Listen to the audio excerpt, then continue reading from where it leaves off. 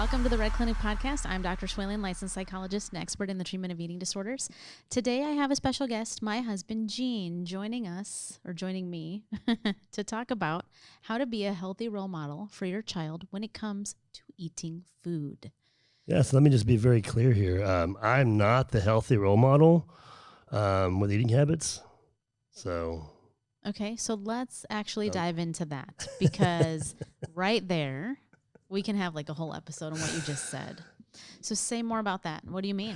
Well, I just think a lot of parents probably think the same thing. Like, we want our kids to eat well. We want to teach them the best habits. But, man, do we really eat the best way we should, or eat the way we should be eating? I mean, do we skip breakfast? Do we have lunch every day?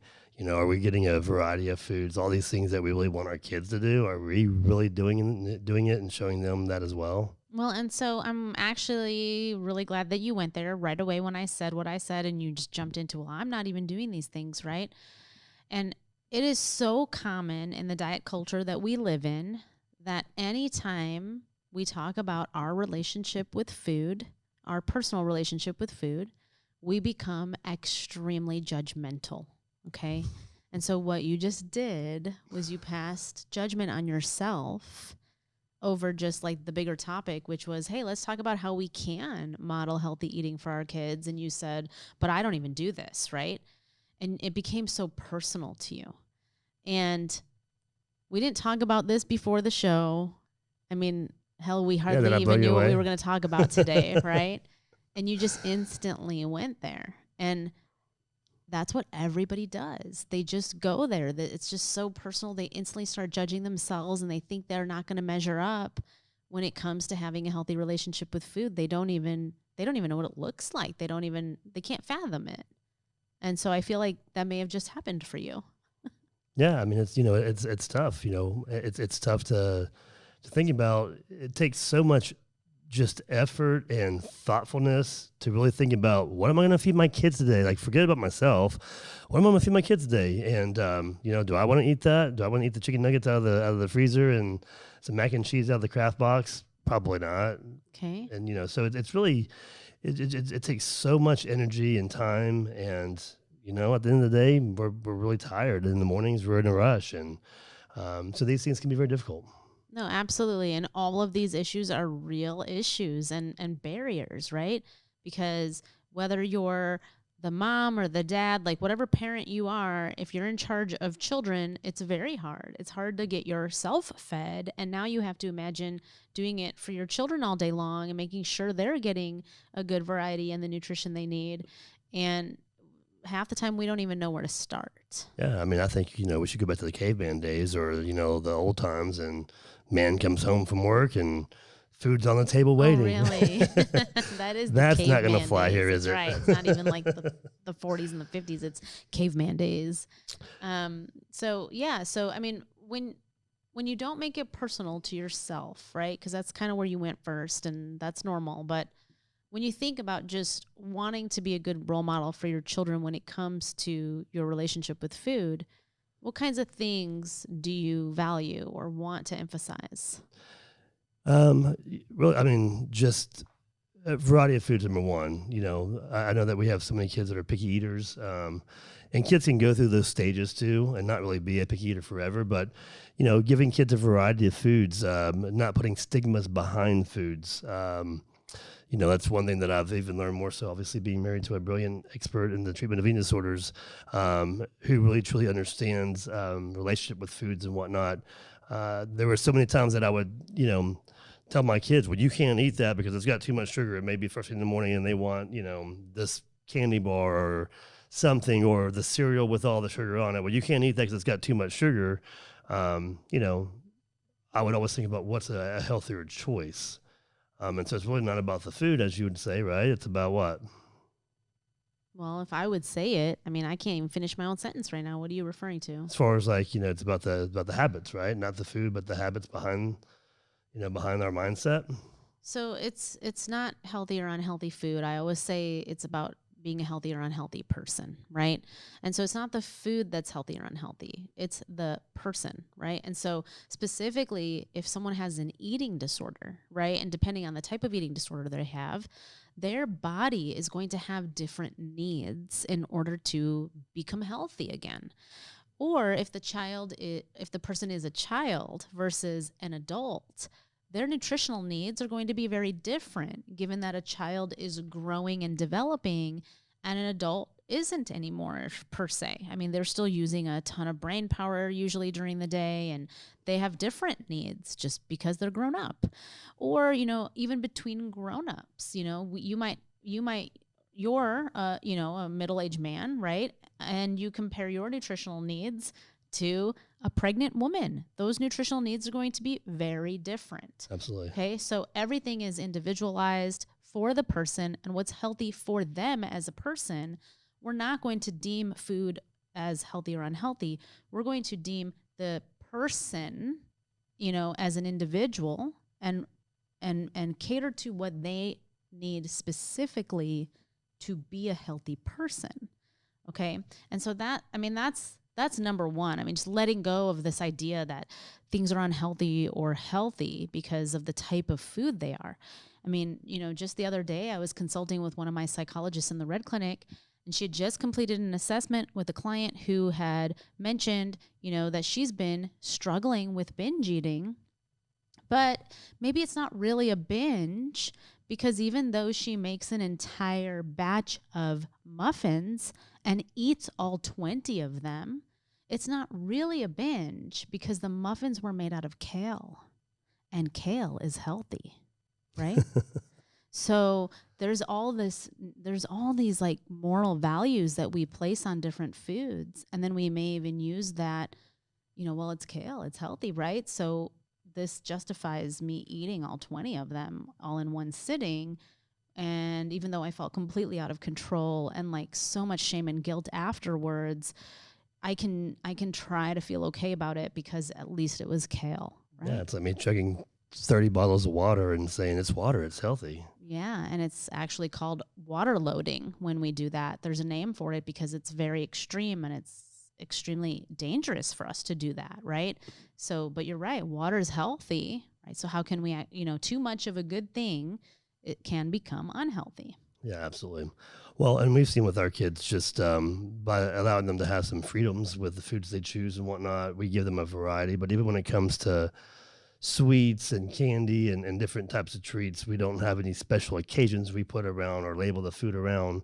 And they make usually some pretty good choices. Our 3-year-old, he'll tell us, I think I ate too much candy in my stomach, or so I think I'm going to stop now. He's 3 and he knows when to stop, which is really, really cool. It makes me think of, when we talk, about, drinking alcohol. There's a big problem in the United States, bigger than any other country out there. And you don't have the same problem in Europe, because in Europe, there's no age limit or whatnot to when you can actually start having a drink. So it's not like, all right, I turned 21, now I can do this, and I'm going to go all out and do it and do as much as I can because I haven't been able to do it yet, right? So you're specifically talking about like this mindset of deprivation, okay? So we as human beings, if we believe that we're not allowed to have something, or something's off limits, or something's just available to us during certain special occasions, right? Then our brain literally gets triggered into believing that we need to like fiend for it. Okay. So it's, I can't always have this, or it's not readily available to me. So when I do get access to it, I have no control over how much I consume. That's the concept, right?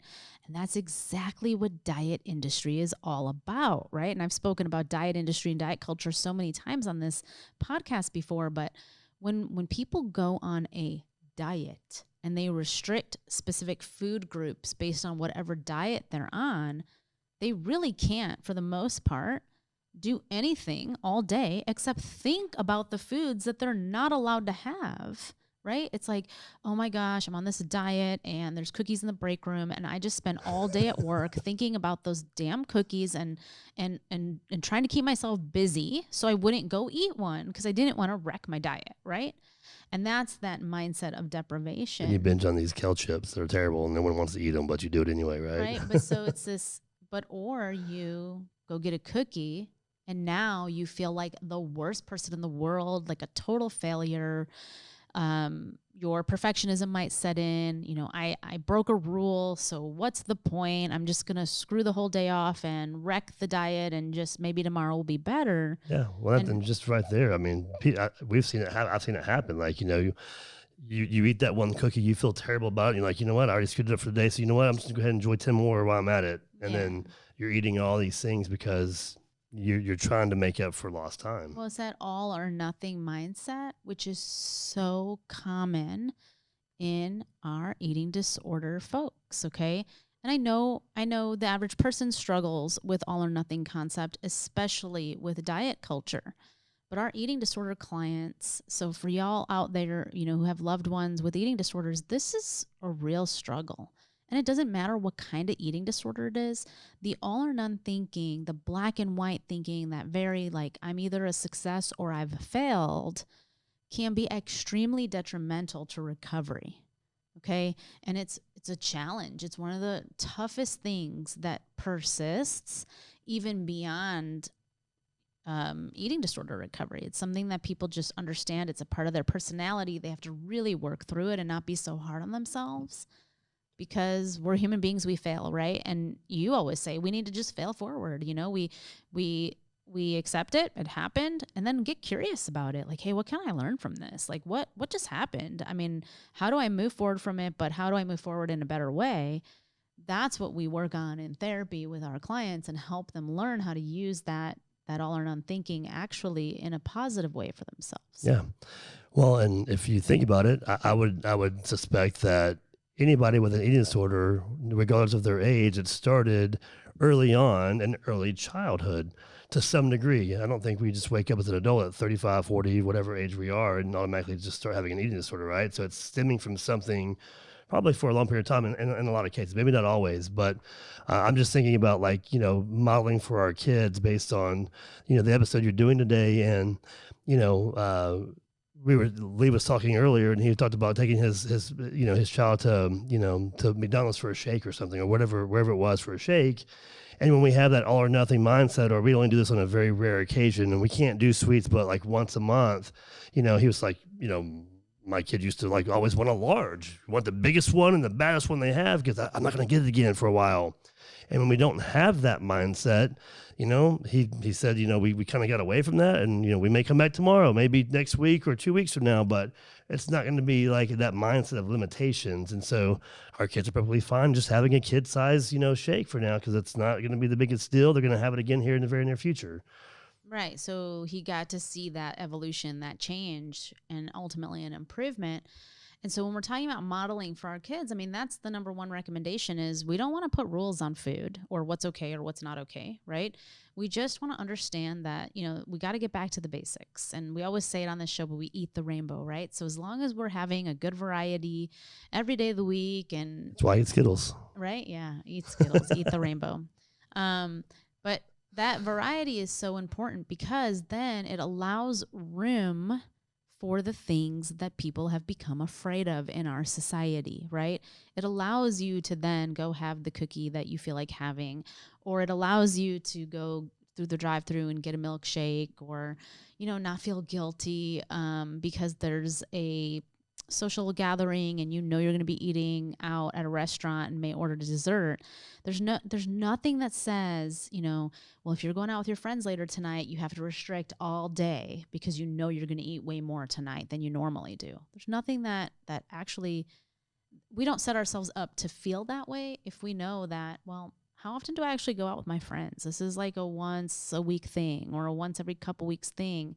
So this is variety. This is part of that variety. If I look at my whole week and I look ahead of like, how much variety am I going to have? Well, some mornings I may have a really great breakfast. Some mornings I may be on the go. But as long as I'm doing a balanced version of both things, that's variety. I'm hitting that criteria. It also sets us up to be okay with knowing I can have whatever I want whenever I want it. And that mindset is so powerful. right? It takes away this mindset of deprivation and fiending for things and then feeling like we're out of control. Instead, it's okay, well, if I want a cookie, I can have it. But now I'm more likely to just ask myself, well, what do I really feel like having? Let me listen to my body. Let me listen to even if I'm hungry right now, because if you're on a diet and there's cookies in the break room and you're not even really hungry, but you just know you're not allowed to eat those cookies, you're going to eat them even if you're not hungry. Well, and not only that, but I just know even if I don't eat lunch or whatnot, I'm more prone to just eat anything and whether it's good or bad, because I'm so starving. So when we actually, restrict because we're going to have that dinner tonight or whatnot, we actually end up setting ourselves up for the opportunity to eat some things that we probably wouldn't eat if we're eating a balanced diet regularly with 3 meals a day and those types of things structured.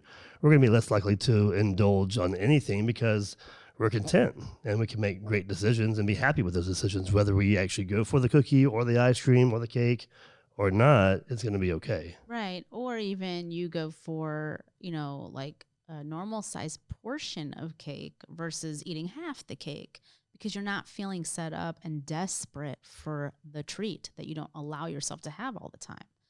So I think we've made that clear. We want to send a message to our kids that, all foods fit. There's no good or bad foods. It's just we can eat what we want when we want it. Now, parents will always ask me, this comes up all the time, especially because we have a 3-year-old, like, how do you handle it though, then when they want to always just eat candy? Like, you can't just give them candy all the time. That's irresponsible parenting. And yeah, it is. So we want to teach nutrition to our children as much as possible in this concept of variety. And so just this morning, my 3-year-old came to me and said, First thing, I want Pop Rocks because they fizzle in your mouth, Mama. Like, I want this for right now. Can you open it? I want these.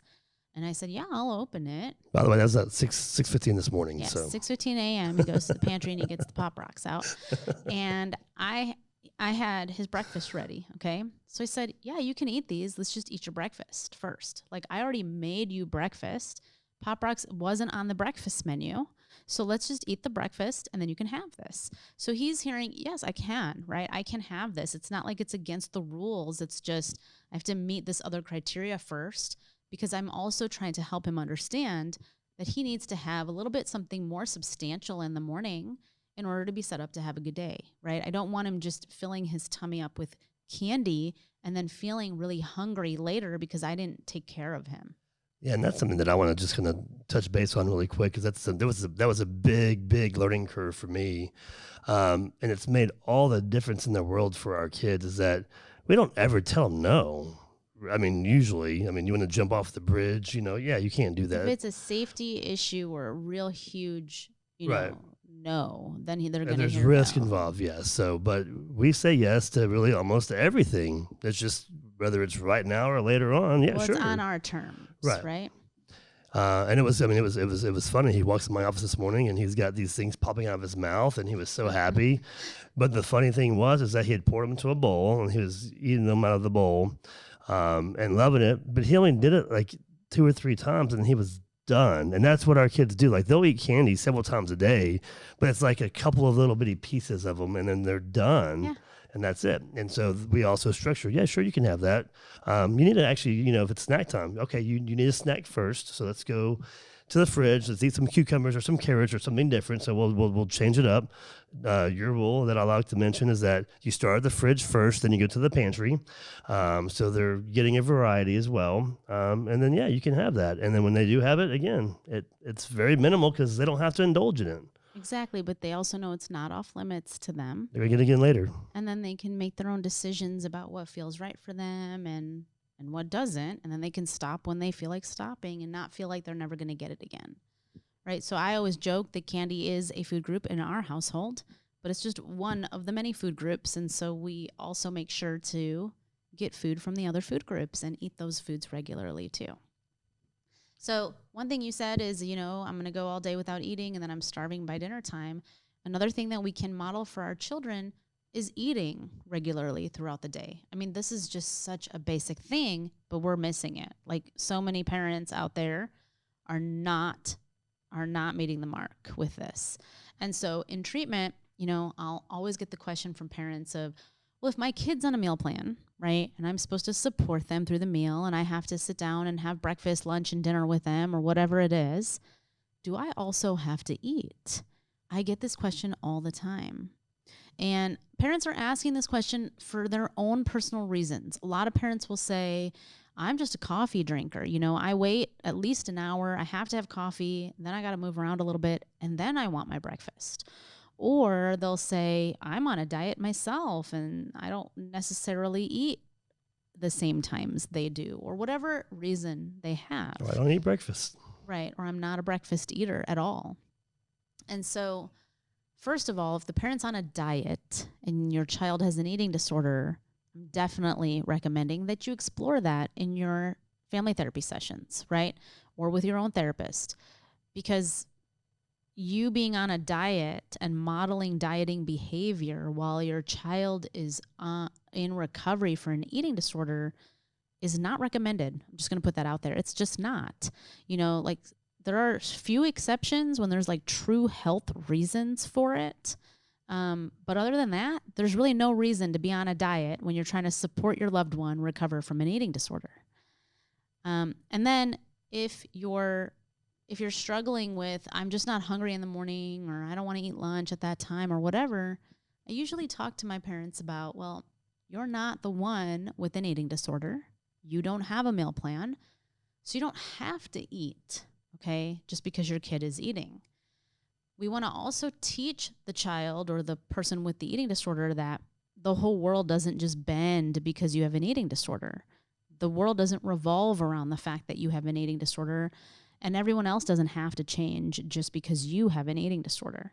We want to teach the client to get so mad at that eating disorder, right, because of how different it's making them or what it's taken away from their life or the things that it's really prevented them from being able to do. The things they have to do because of it. Right, and then channel their energy towards fighting that eating disorder.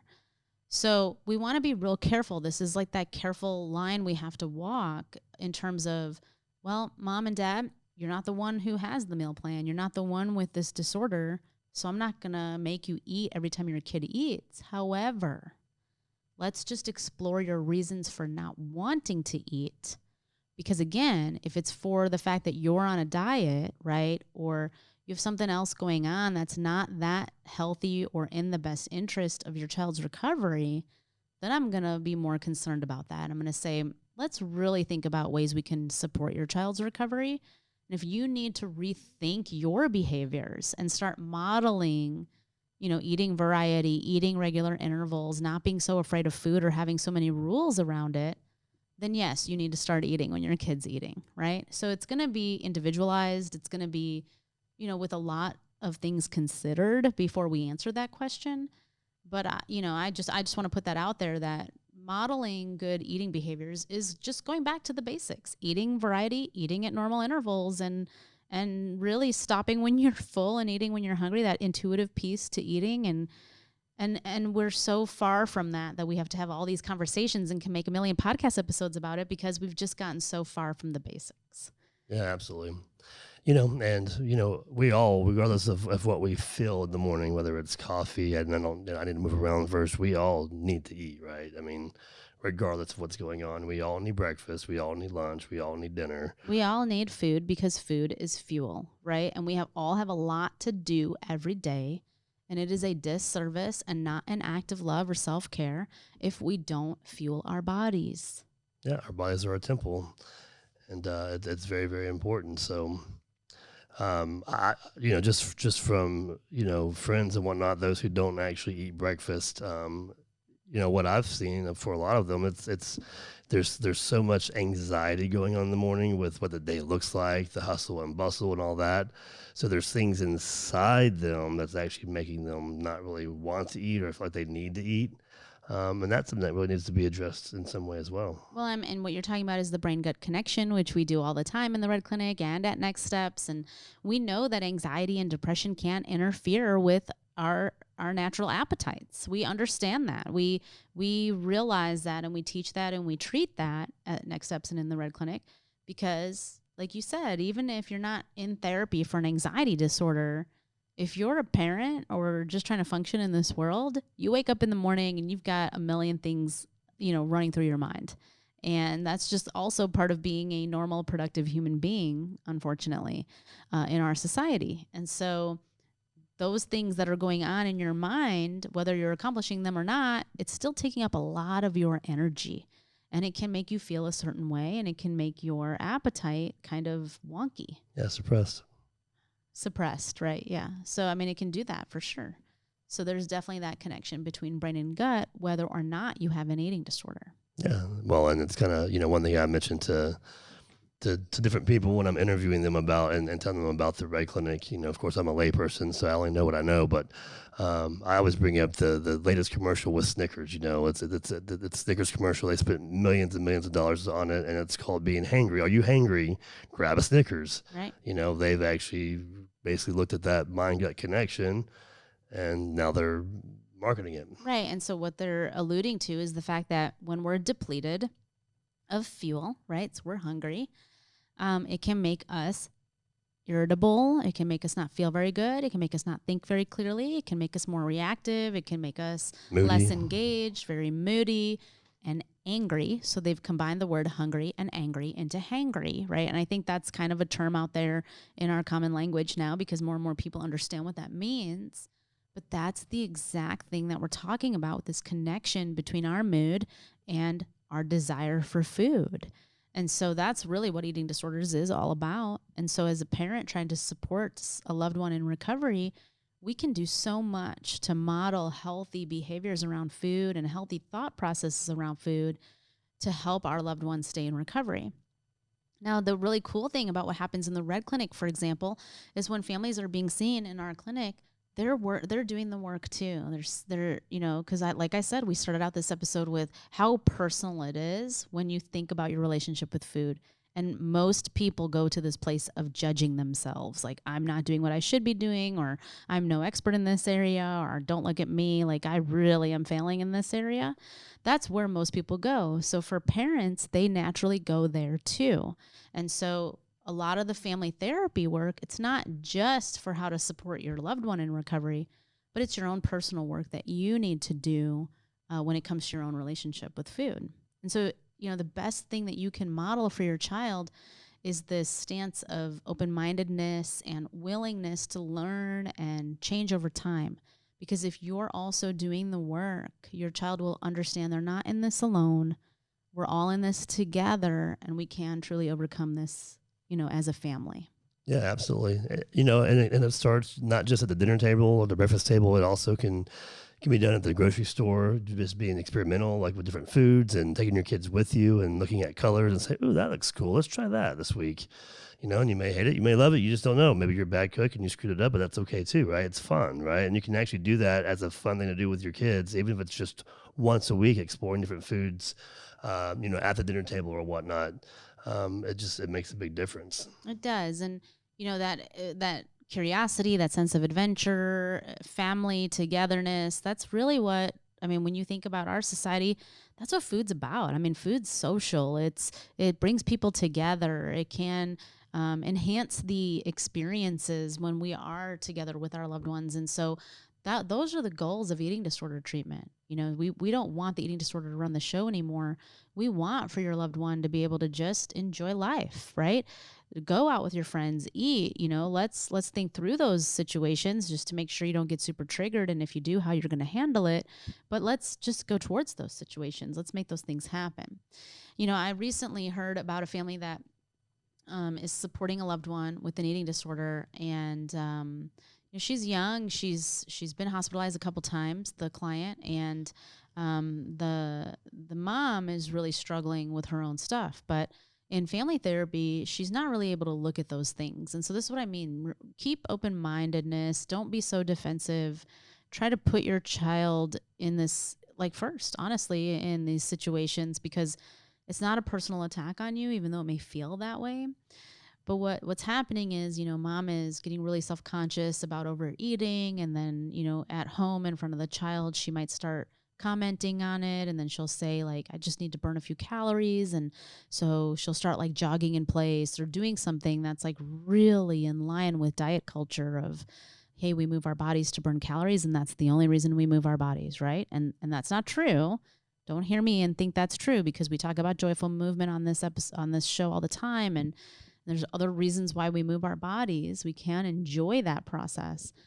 But for a mom or a dad to be so set in that mindset and not be open to changing it can be really detrimental to someone's recovery.